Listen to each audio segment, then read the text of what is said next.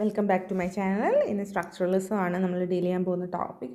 Psychology ആയിട്ട് relate ചെയ്തിട്ടുള്ള ഒരു മെയിൻ ടോപ്പിക്കാണ് structuralism. And we know that നമ്മുടെ കേറ്ററ്റ് പോലെയുള്ള എക്സാംസ്, കേറ്ററ്റ് അതുപോലെ ബി.എഡിൻ്റെ last multiple choice question paper, set exam, അങ്ങനത്തെ എക്സാംസിനൊക്കെ നമുക്ക് ഒരുപാട് ക്വസ്റ്റ്യൻസ്, വൺ വേർഡ് ക്വസ്റ്റ്യൻസ് പ്രതീക്ഷിക്കാവുന്ന ഒരു ഏരിയ ആണ് സ്ട്രക്ചറലിസം. സോ അതിനകത്ത് മെയിൻ ആയിട്ടുള്ള കാര്യങ്ങൾ നമുക്ക് വേഗത്തിലൊന്ന് ഓടിച്ചു നോക്കിപ്പോവാം. So structuralism, what is structuralism? It is the study of structure of mind by analyzing basic elements of consciousness.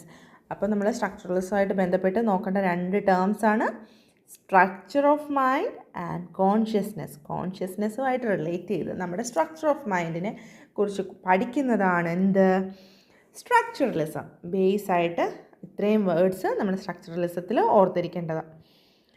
And ഫൗണ്ടേഴ്സിലോട്ട് വരുമ്പോൾ നമ്മൾ ഒരിക്കലും മറക്കാൻ പാടില്ലാത്തൊരു പേരാണ് William Wundt. Because he is known as the father of psychology. Father of psychology ആണ് ആര്? William Wundt, father of psychology. Second question നമുക്ക് കിട്ടി William Wundt. And Edward B Titchener. Titchener എന്ന് പറയുന്നത് വില്യം വൂണ്ടിൻ്റെ സ്റ്റുഡൻ്റ് ആയിരുന്നു. അദ്ദേഹമാണ് പിന്നീട് ഈ ഒരു ടേം കൂടുതലായിട്ട് പോപ്പുലറൈസ് ചെയ്തത്. ആൻഡ് വില്യം വൂണ്ടിനെ കുറിച്ച് പറയുമ്പോൾ നമുക്ക് വേറൊരു കാര്യം എടുത്തു പറയേണ്ടതുണ്ട്.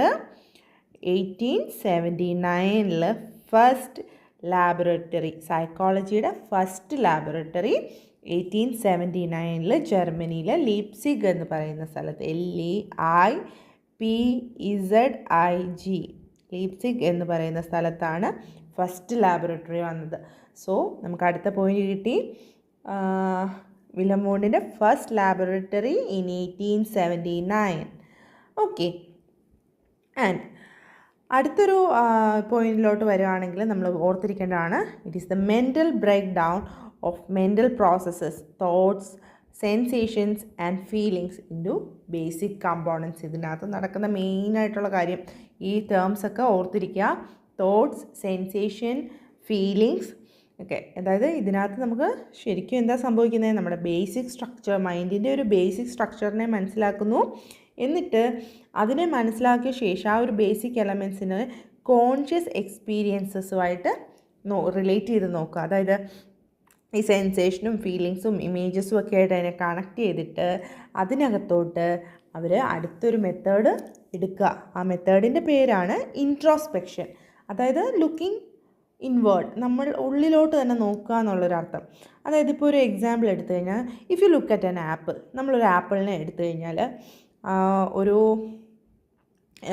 എന്താ പറയുക, നമുക്ക് മനസ്സിലോട്ട് നമ്മൾ ചോദിക്കേണ്ട കുറച്ച് ക്വസ്റ്റ്യൻസ്, ഒരു സൈക്കോളജിസ്റ്റ് ചോദിക്കേണ്ട കുറച്ച് ക്വസ്റ്റ്യൻസ് എന്തൊക്കെയാണെന്ന് വെച്ചാൽ, what do you notice about the colour?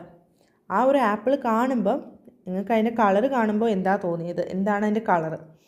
What sensations do you feel about your sensation, and also what thoughts or feelings come to your mind? ഈ ഒരു ചോദ്യങ്ങളെല്ലാം എന്തിനാണ് ചോദിക്കുന്നത്? ആ ഒരു ഇന്നർ എക്സ്പീരിയൻസ് നമുക്ക് മനസ്സിലാകാൻ വേണ്ടിയാണ് ആ ഒരു സൈക്കോളജിസ്റ്റ് ഈ ചോദ്യങ്ങളിലൂടെ ആ ഇന്നർ മൈൻഡിനെ മനസ്സിലാക്കാൻ ശ്രമിക്കുന്നത്. സോ ഇൻട്രോസ്പെക്ഷൻ, അതാണ് next word associated with structuralism. അപ്പോൾ നമ്മൾ സ്ട്രക്ചറലിസമായിട്ട് ബന്ധപ്പെട്ട് കുറച്ച് കാര്യങ്ങൾ കണ്ടു. Structure of mind, consciousness, William Wundt and Titchener, father of psychology William Wundt ആണ്. ആൻഡ് വില്യം വൂണ്ടിൻ്റെ ഫസ്റ്റ് സൈക്കോളജി ലാബറട്ടറി ജർമ്മനിയിൽ ലീപ്സിഗ് എന്ന് പറയുന്ന സ്ഥലത്ത് 1879 വന്നത്. പിന്നെ കുറച്ച് ടേംസ് അസോസിയേറ്റഡ് വിത്ത് സ്ട്രക്ചറലിസം ആണ്. സെൻസേഷൻ, ഇമേജസ്, തോട്ട്സ്, ഫീലിങ്സ്, ഇങ്ങനെയുള്ള വേർഡ്സ്. പിന്നെ മെയിൻ മെത്തേഡ് എന്ന് പറയുന്നത് ഇൻട്രോസ്പെക്ഷൻ ആണ്, മറക്കാനേ പാടില്ല.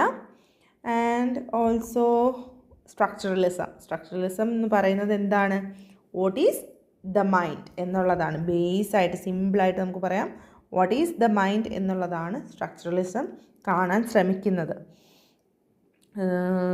ഇത്രയാണ് മെയിനായിട്ട് സ്ട്രക്ചറലിസം എന്ന ടോപ്പിക്കിൻ്റെ കീഴിൽ വരുന്ന ഐഡിയാസ്.